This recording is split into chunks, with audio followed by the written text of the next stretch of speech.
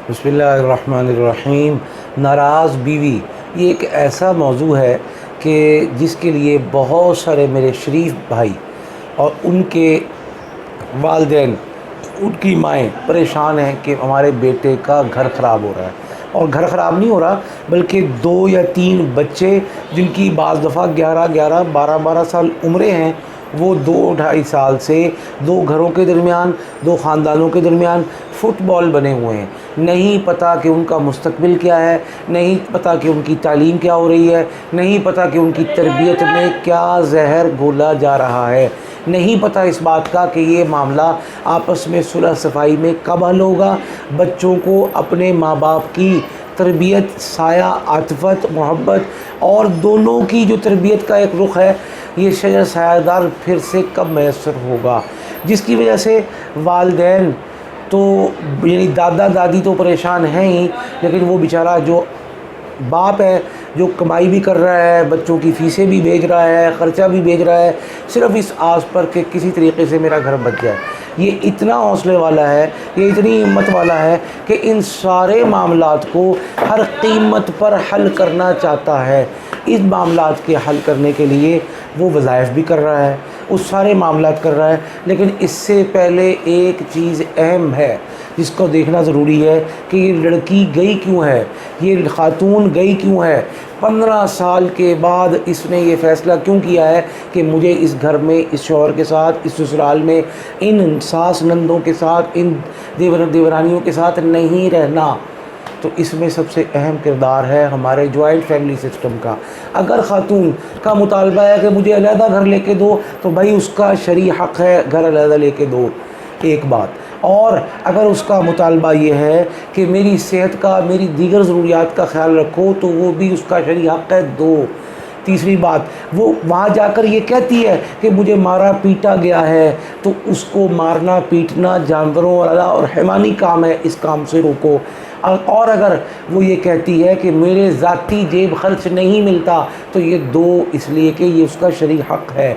और अगर वो ये कहती है कि मैं बेजा इंटरफेरेंस सास की से परेशान हूँ, ना उम्मीद हूँ, मायूस हूँ, ताना ज़नी है, मेरे माँ बाप को गालियाँ हैं और मेरे जहेज़ के कम ज़्यादा होने पर इस बात का ताना है कि तू फ़कीर है, तू यूँ है, तू ऐसी है, तू वैसी है, तू घटिया है, और गालम गलोच, तो भाई इस ज़बान को बंद होना चाहिए। इसके बग़ैर उस लड़की को, उस औरत को बुलाना ज़्यादती है, हराम है।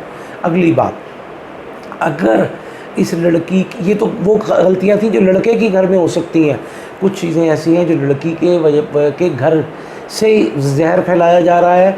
उस लड़की के नादान दोस्त, माँ बाप, अजीज़ रिश्तेदार, बहन भाई उसका घर तोड़ने के लिए रवादार हैं और ये कहते हैं छोटी छोटी बातों पर कि तू आ जा, तुझे रोटी हम खिलाएंगे, तू आ जा, तुझे कपड़ा हम पहनाएंगे, तू आ जा, तेरे बच्चों को हम पालेंगे। तो ये जुमले वो हैं जो लड़की को गलत शह देते हैं और वो नादान बेचारी छलांग मारती है और ऐसी गहरी खाई में जा गिरती है कि जिसके बाद वापसी का कोई चांस नहीं होता। और ऐसे मैंने खुद देखे हैं केस कि जहाँ पर बहनों और माँओं के कहने में लड़की आई, तो बिल आखिर एक वक्त आया कोरोना के ज़माने में कि जब भूख घर में नाचने लगी, तो हालात ये हुए कि उसको बच्चों समेत घर से निकाला। तो अब इससे पहले कि माँ बाप का साया दूर हो और भाभियाँ ठुड्डों में रखें, नौकर बना के रखें, तकलीफ़ें पहुँचाएँ, तानाज़नी करें और बिलाखिर आप ख़ुदकुशी पर मजबूर हो जाएं, इससे पहले अपने घर का रास्ता देखें, जहाँ इज़्ज़त है, जहाँ मकाम है, जहाँ अपना घर है और जहाँ पर हमारे माँ बाप अपनी बेटियों को भेजते हुए ये कहा करते थे कि तुम्हारी डोली जा रही है, अब वापस तुम्हारी उस घर से जनाजा तो निकले, तुम इसके अलावा कभी उससे रूठ कर ना आओ। तो ये अहम चीज़ें हैं। तो इस मौके पर अगर उस लड़की के माँ बाप, बहन भाई गलत फीड करके तलाक या खुला के मामले की तरफ जाना चाहते हैं या नाजायज़ मुतालबात पैसों के करते हैं और इस लड़की के एवज़ अपने अखराजात पूरे करने और अपनी अयाशियों के पीछे लगे हैं, तो फिर कुछ करने का काम है और ज़रूर है। ऐसा अमल देने लगा हूँ, ऐसा वजीफ़ा आपकी खिदमत में अर्ज़ करने लगा हूँ जिसकी बरकत से सबसे पहले उनका इकट्ठ हुआ है, इत्तेहाद हुआ है, उसको तोड़ना है। ان کے درمیان دراڑ ڈالنی ہے جو ضروری ہے. کیوں کہ جو پلاننگ ہوتی ہے کسی بھی کام کی وہ اہم ہے. ان بہنوں بھائیوں میں، ان ماں بیٹیوں میں، ان لوگوں میں فرق ڈالنے، تفریق ڈالنے، فاصلہ کریں جو آپ کا گھر تباہ و برباد کر رہے ہیں. تو اس کے لیے سم بکم عمی فہم لا یرجعون 313 مرتبہ روزانہ 11 دن پڑھیں ایک ٹائم فکس کر کے، اور تصور میں دم کریں اور ان شیطانوں کی نیت کریں جو آپس میں دراڑ ڈال رہے ہیں کہ لڑکی آنا چاہتی ہے، اسے روکنے والے، بہکانے والے اور ورغلانے والے، طلاق اور خلا پر مجبور کرنے والے اور شوہر سے بدتمیزی کرنے والے اپنی زبانوں پر تالے لگے محسوس کریں. وہ بولنا چاہیں بول نہ پائیں، وہ حمایت کرنا چاہیں تو نہ کر پائیں، اور ان دونوں کے درمیان فاصلے ہو جائیں، رکاوٹیں کھڑی ہو جائیں، وہ ایک دوسرے کی شکل دیکھنے کے لیے تیار نہ ہوں. اب اس کو کہیں جانا ہے تو اس جانے کے لیے اور اپنے گھر بلانے کے لیے یہ عمل آپ پڑھیں گے 1100 مرتبہ. آپ پڑھیں، آپ کی امی پڑھیں، آپ کے بزرگ پڑھیں، آپ کے دیگر گھر کے لوگ پڑھیں، تو انشاءاللہ بہت جلد یہ کام ہوگا. 1100 مرتبہ یحبونہم کحب اللہ. میں دوبارہ سنا رہا ہوں، یحبونہم کحب اللہ. 1100 مرتبہ پڑھیں، ایک وقت فکس کر لیں، اول آخر 11 مرتبہ درود پاک پڑھیں.